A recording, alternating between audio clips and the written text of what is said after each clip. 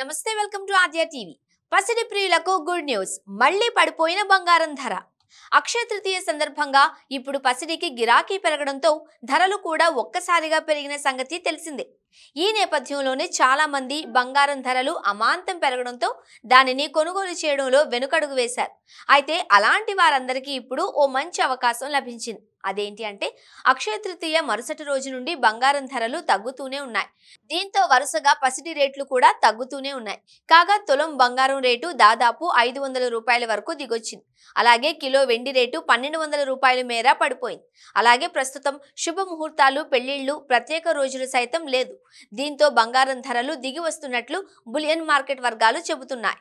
అయితే అంతర్జాతీయ మార్కెట్లో బంగారం రేటు రికార్డు గరిష్టాలలోనే ట్రేడింగ్ అవుతూ ఉండడం మళ్లీ దేశీయంగా ధరలు పెరిగేందుకు కారణం కావచ్చు అని చెబుతూ ఉన్నారు.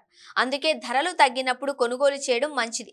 ఈ క్రమంలోనే నేడు అంటే మే 14వ తేదీన మంగళవారం రోజున హైదరాబాద్లో తులం ప్యూర్ గోల్డ్ రేటు ఎంతుందో ఇప్పుడు మనం తెలుసుకుందాం.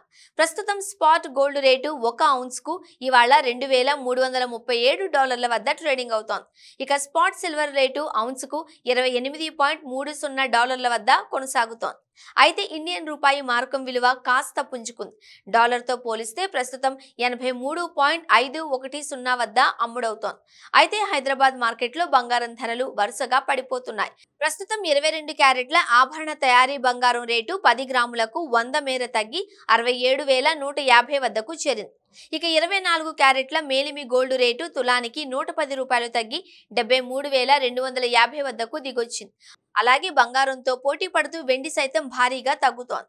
గత 3 రోజులలో కిలో వెండి రేటు 1200 మేర పడిపోయింది.